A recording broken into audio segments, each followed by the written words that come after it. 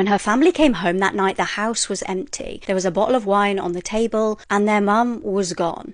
She'd been home alone that weekend, or so she'd thought. It was 2004 on the little island of Craig in Alaska. It was the kind of place where everyone knew everyone. And one of the families living there was the Watermans. And they were great people. They were really nice to have around as part of the local community. They were incredibly community-minded. Dad Carl was a real estate agent and Mum Lauri was a teaching assistant, and she was also a Girl Scouts volunteer. Their son Jeffrey was a great student. They didn't see much of him because he was at college over on the mainland. And their 16-year-old daughter Rachelle was the same, to be honest. She was a good student. She regularly played volleyball and sang in the school choir. They were the kind of family that other people envied. They looked picture perfect. But on the 14th of November, it was a Sunday, and Carl and daughter Rachelle had returned home after a weekend away. Now, they hadn't been away together. Carl had been away with work and Rachelle had been at a volleyball tournament. And son Jeffrey, like I said, was away at college. So when these two got home, they expected to greet Lauri with open arms. Except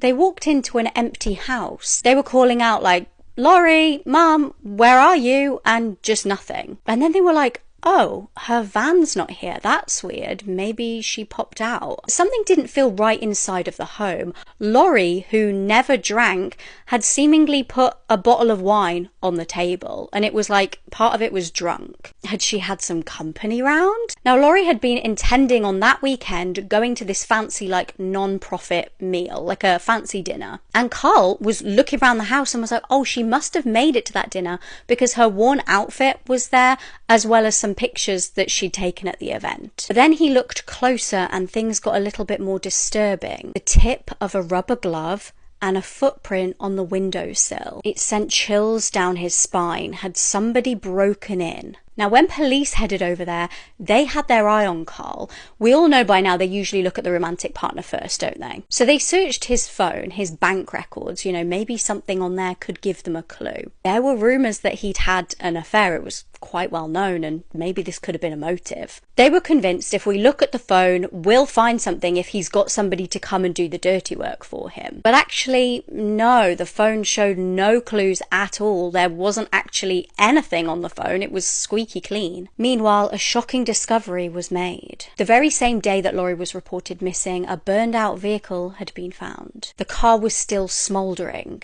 and inside was a body. But this wasn't like a crash and a car burning because of the crash, because the body was in the back of the car and there was no sign of a driver. This was murder, and the body was Lauri. So police were like, we need to kind of go back to the drawing board. Who else is connected to this family? And they started looking at the 16-year-old daughter. She'd